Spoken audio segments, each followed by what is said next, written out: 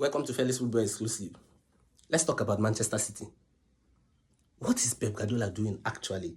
Is it that the game or the management is becoming so tough or so serious, or maybe the 115 charges is taking a toll on him? After signing a new contract, we are supposed to see a motivated team, a team that is rejuvenated, a team that is raring to go again and again and again. That has been the hallmark of a Pep Guardiola's team. But then since he signed that contract, it has been a different direction. The whole thing, the whole club has taken a different trajectory, in terms of performances on the pitch, even maybe a couple of issues in terms of off the pitch. I saw a Pep Guardiola for the first time raising his hand like this. He raised his hand like this, just like the Mourinho days. Maybe the pressure is getting to him. Maybe he's trying to remind the fans. That was at Anfield. Maybe he's trying to remind the fans that, yes, I've done it time and time and time again. Or maybe he's trying to remind the club that this is the level where we are. I don't know what his reasons are. He gave his reasons in the press conference, but I'm not buying any of those things. So, but main thing that is, he needs to put his house in order. Guardiola definitely needs to put his house in order. These players, they're letting him down. I don't know, maybe midlife crisis, mid-season off form, and a couple of issues, maybe tactics, maybe the personnel and stuff like that. But I also believe that injury has taken a toll on them. With the likes of Rodri out, Kovacic, Kevin De Bruyne has just been, he's just back in the mix. So with a couple of these injuries, I don't know, maybe that has been the problem for them. Maybe the tactics slightly. But I also know that age is beginning to show on that team. Gundogan, Kai Walker, Ederson, Kovacic, Kevin De Bruyne, John Stones. These guys are above 30. These guys are above 30. So the team needs to be overhauled, especially the engine room, which is the midfield, needs to be overhauled. Bernardo Silva, these guys. So they need to fix their house. They need to fix their house. This weekend, they are playing a massive game against Manchester United. Remember, it's the Manchester Derby. And in the Manchester Derby, it's anybody's to win. Man United, they are not on top of their A game. They're not on form right now. But then picking up a couple of wins in the Europa League and the stuff like that will help them to build up their season. Ruben Amorim has been on his game. I'm not sure if he has lost a match yet. Okay, maybe the last match they played in the Premier League. So, but he's been doing well. He's been trying to galvanize this team. Remember, he doesn't have enough time to, implement his tactics and for these players to, pick it up along the line. Look at Højlund and his press conference, what he said, that they are taking it in. It's a lot to take in. But then they are professionals. I believe they will come clean. They will come through. Then if they manage to maintain the consistency this season, the next season they build, or in the January transfer market, they will get a couple of players, just like Man City will definitely do, because I know Guardiola will be having an eye on a player or two to be able to, fill up the void led by the injured Rodri. So it's going to be an amazing game. Man City, Man United, that's a game to watch out for. Manchester Derby is always an amazing game at the Etihad Stadium. Anything can happen in that match. If you look at the personnel and the system they're going to be playing, Man City will be having the ball, playing. Ruben Amorim will try to fine-tune his team, try to take the best selection possible to the Etihad Stadium. So it's an interesting outing, Stay glued to your TV. It's definitely an interesting outing. Chelsea is doing marvelously well. Marvelously well. They're amazing. They're playing so well. Second on the table, in the Europa League, in the Europa Conference, they are doing an exceptional job. But then, contrary to what Tottenham is doing in Europe, Tottenham, not really a bright time for them. In the Premier League too, a couple of near misses. Someone even joked that the only team Tottenham will always beat at the end of the day in every season is Manchester City. They always beat Manchester City. Once they see Manchester City, they are off. But then after that, they went to Chelsea. They played against Chelsea at White Hart Lane. Chelsea flogged them, messed them up, and came back from a 2-goal down, destroyed them, So, Postecoglou, pressure is also building on him. Remember when he came in, he said he doesn't care. He should give him any type of player. He's going to develop them. But right now, the reverse is the case. And he has also gone back to say that he needs players. The quality he needs right now is not in the team. So we don't know actually what Postecoglou is thinking, or his direction, or his thought process and everything. We don't know. But then the Premier League, is unforgiving. The Premier League is unforgiving. Ruben Amorim should watch it because of what? To avoid tactical naivety and stuff like that.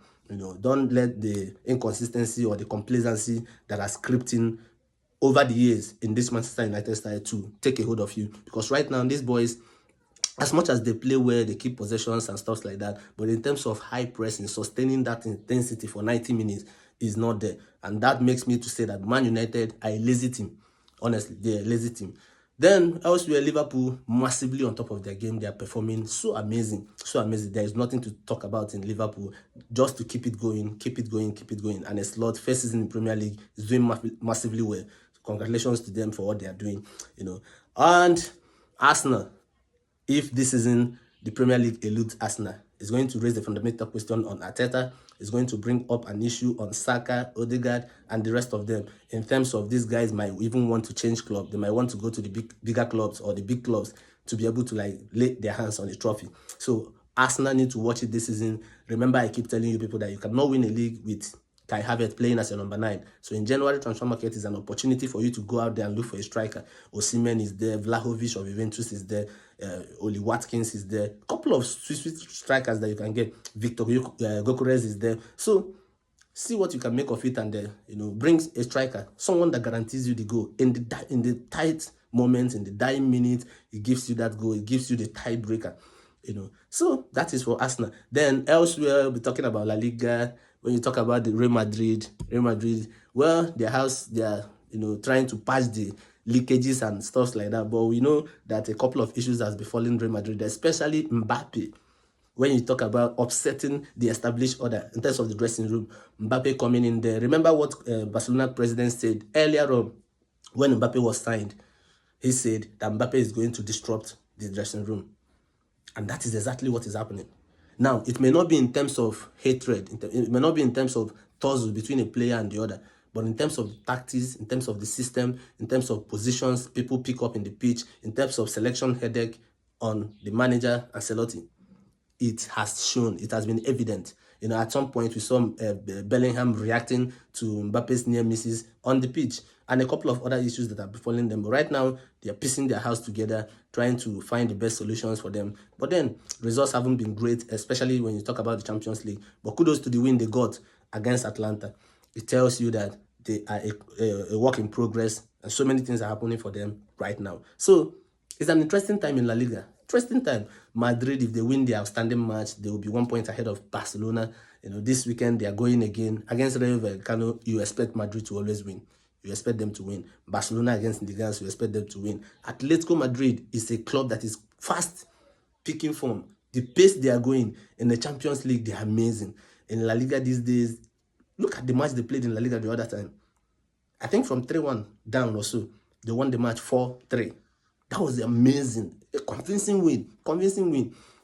Diego Simeone is doing so well with these boys. Maybe it was a transition moment for them all this while. But right now, Atletico Madrid is on top of their game. Real Betis, they are not lacking behind. Villarreal, they are also not lacking behind. And a couple of other teams as well that are doing well. But then I want to talk about Atletico Bilbao or Athletic Club Bilbao. They are a revelation. Seriously mounting pressure on the top 4. Seriously mounting pressure. They are doing so marvelously well. In Europe, they are amazing. Excuse me. In Europe, they are amazing. They're on top of their game, massively performing. Nico Williams, the Williams brothers, they are doing so well. So well. No wonder Barcelona sought out for Nico Williams in the summer. But then, other big clubs are stepping into the game right now. So, kudos to Atletico Bilbao for what they are doing. Kudos to them. They have been such a revelation. They are amazing. So Barcelona is a wake-up call for them. A serious wake-up call. They need to start winning. We need to win like 10, 15, 20 matches in a row, to be able to wrestle this league. I always tell you that you should watch out for Hansi Flick. Maybe he's tactically naive about La Liga. In terms of sometimes his substitutions, in terms of the personnel he picks up and stuff like that, he might just be naive a little bit.